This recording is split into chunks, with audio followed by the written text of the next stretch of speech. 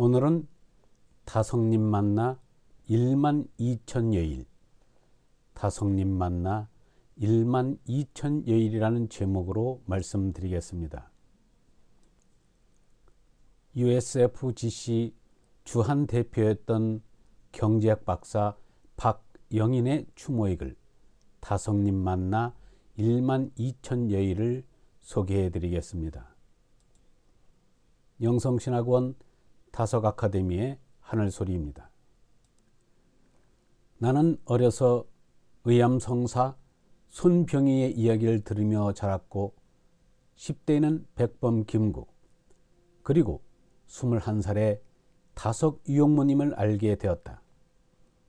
의암은 아버지를 통하여 대장부의 기상과 정의의 소중함을 어린 나의 의식 속에 깊이 심어주었고, 백범은 직접 뵙기도 하고 또 그의 일지를 탐독하여 나라 사랑하는 모습을 감수성 많은 나이에 가까이서 엿보기도 했다. 이어 다성님은 지난 30여 년 동안 나의 사색의 주변을 맴돌면서 참의 진술을 끊임없이 생각하며 살아가게 하고 있다.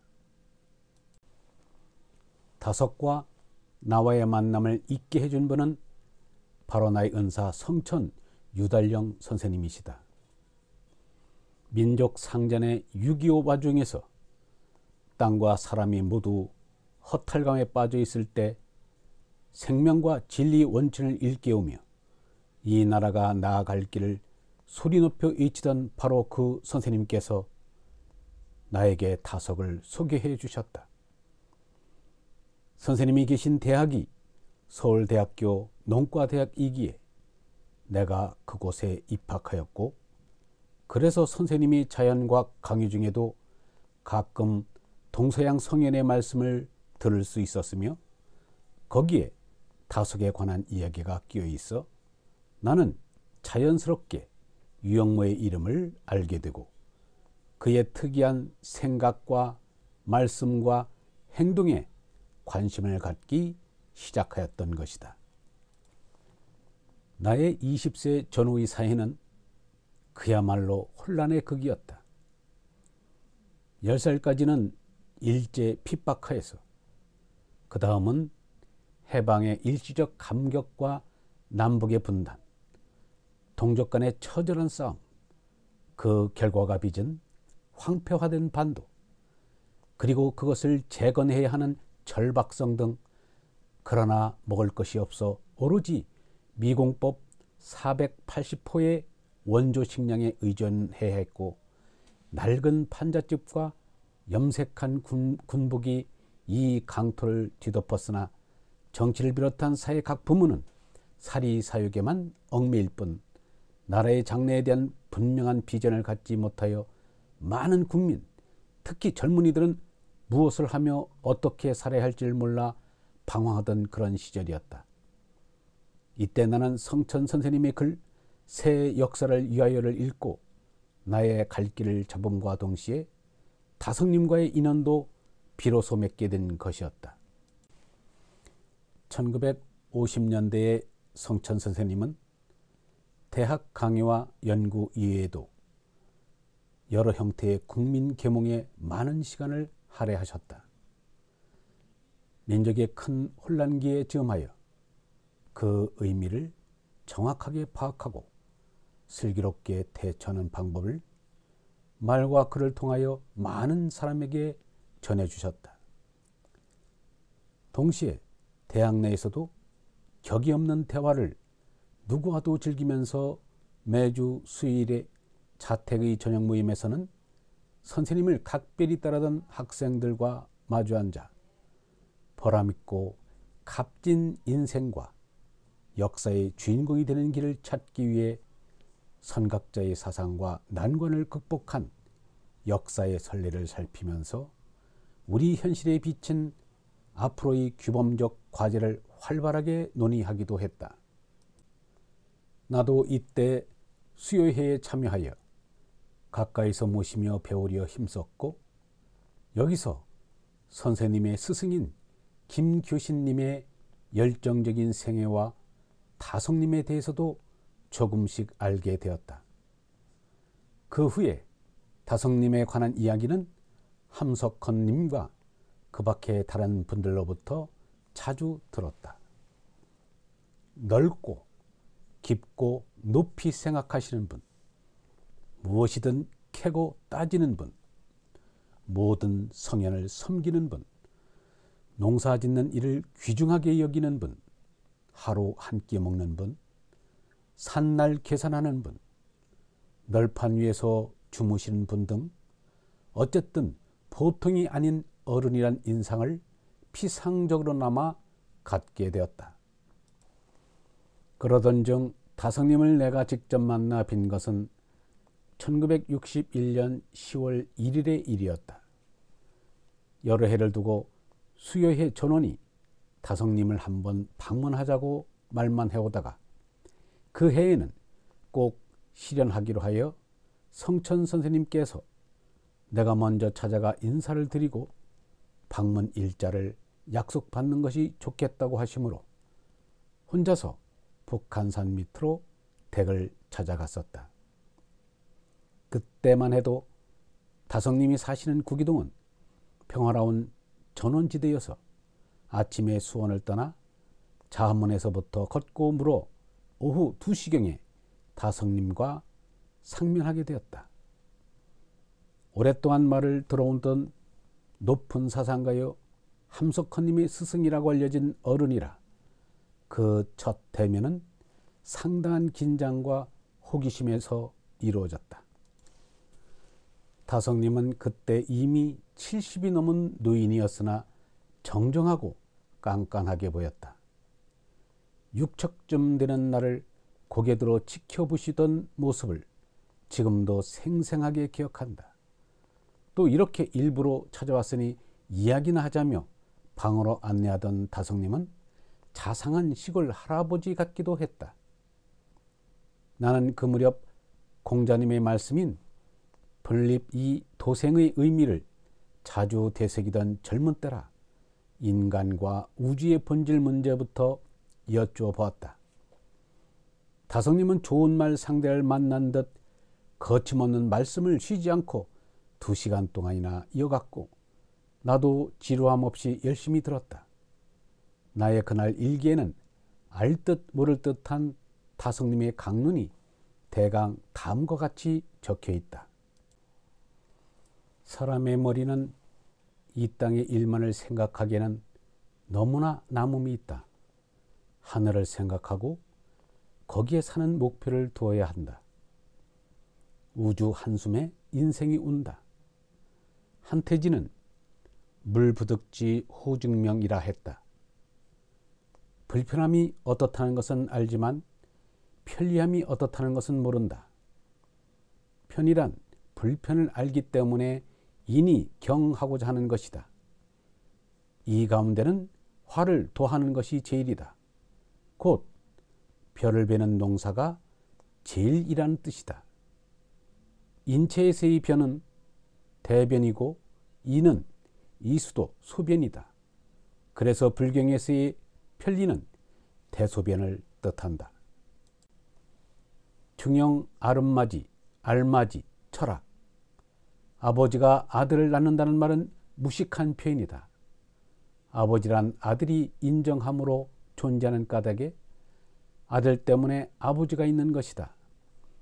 하느님과 부처가 범부 때문에 존재하는 것도 마찬가지이다. 어제와 오늘과 내일은 따로 있는 것이 아니다. 그제, 어제, 오늘, 내일, 모레, 글피, 그 글피도 다 그렇다. 오직 하루, 오늘만이 영원히 있는 것이다. 그리하여 오늘의 오는 감탄사이고 늘은 언제나 항상이란 뜻이다. 농사는 마음은 참을 찾아 보람되게 살게 한다.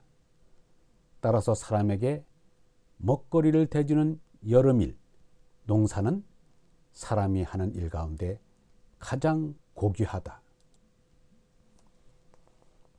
그 후 나는 다성님에 대한 관심이 더욱 커져서 기회가 있을 때마다 무엇이든 배워보려고 했다. 한 번은 다성님을 모시고 북한산 비봉에 올라갔는데 절에 왔으니 시주해야 한다며 직관으로 데리고 갔다. 이 얼마 후 정상에 오르자마자 혼자 소리내어 다음과 같은 시를 읊었다. 인왕산 서서바 338, 남산 두치산 273, 북악산 사이에 두고 342, 삼각산 아름다울미 836. 이는 다성님 특유의 기억법으로 비봉에서 주위를 둘러보면서 4개의 산 높이를 그 자리에서 암기하는 방식이었다. 내가 다성님으로부터 배워 오는 날까지 그런대로 흉내내는 것 중에 하나는 바로 산날수를 계산하는 일이다. 다성님은 생후 1만 240일 되는 날에 처음 시작했다 하는데 나는 다성님을 직접 만난 9431일부터 세어 지금까지 계속하고 있다. 물론 그 사이에 여러 차례 중단한 바도 있으나 이제는 일기 쓰는 일과 함께 그만둘 수 없는 일과로 되어버렸다. 하루에 매 순간과 만나는 사람 그리고 하는 일에 최선을 다하려는 마음가짐으로 매일같이 나의 산날을 세어가고 있는 것이다. 1990년 12월 26일은 내가 나서 2만 일을 맞는 날이었다. 나는 본래가 생일이나 환갑 같은 것에는 별로 관심이 없지만 아침에 일어나서 가장 먼저 생각하는 것이 산날수이므로 그 2만 일을 당한 감회는 잠옷 다른 바가 있었다. 그래서 다성님을 잘 아는 분, 나의 오랜 지기, 그리고 한국을 사랑하는 애국인 몇 분과 함께 다성님을 기리는 저녁 모임을 마련했었다. 이렇게라도 하는 것이 내가 산 날 2만 일을 기억하는 이유에 대해 스스로 거듭 음미하고 그 타당성을 다시 확인하는 길이 될 것이라고 느꼈기 때문이었다. 그날 성천 선생님은 좋은 사람을 만나게 하고 값진 책을 소개하는 것은 가장 좋은 교육 방법이라고 하셨다. 그리고 선생님 자신은 젊어서 정통신앙인인 김규신님을 100% 따라가려고 했었으나 점차로 정통을 벗어난 다성님이 앞선 분이라고 믿게 되었다. 다석을 공자 이상이라고 믿으면서 섬기는 이도 있지만 오늘의 한국에서는 등하불명으로 다성님에 대해 아는 사람이 매우 적다. 앞으로 그 어른에 대하여 공부를 많이 해야 할 것이다. 이런 의견을 간절히 피력하셨다. 다성님이 생애와 사상을 오래 다루고 있는 박영우님은 그날 모임에서 다성님의 특색을 여러 각도에서 검토하고 오늘날의 타락한 도덕 문제는 다석 정신으로 정화될 수 있을 것이라고 했다.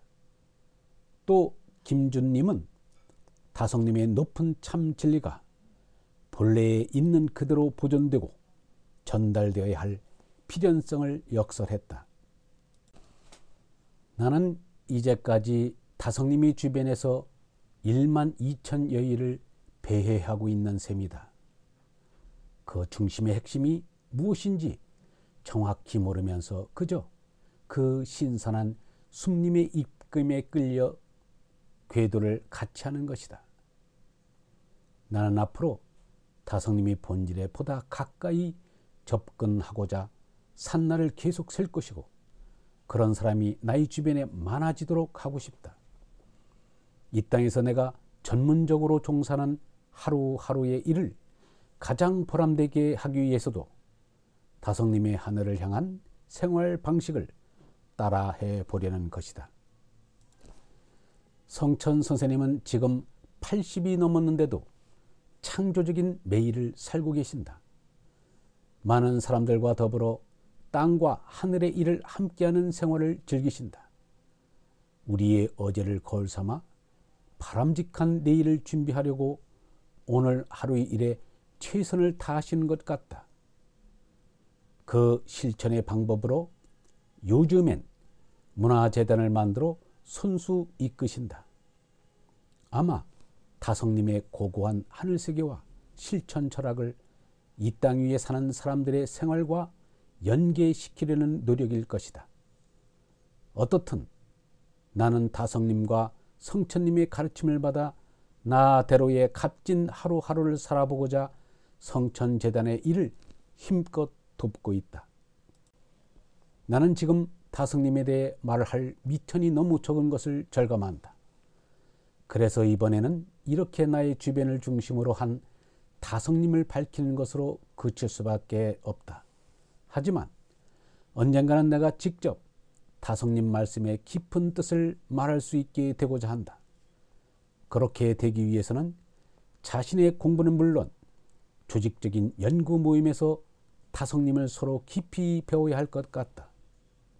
끝으로 다석사상 연구의 활성화를 기원하면서 나도 적극 참여할 것을 다짐한다. 이것으로 USFGC 주한 대표였던 경제학 박사 박영인의 추모익을 다성님 만나 12,000여일 소개를 마치겠습니다. 이 글로 인해 다성님에 대한 생각과 삶에 대한 이해가 보다 깊어졌기를 바랍니다. 감사합니다. 다음 12강에서 다시 만나겠습니다. 안녕히 계십시오. 영성신학원 다석 아카데미의 하늘소리였습니다.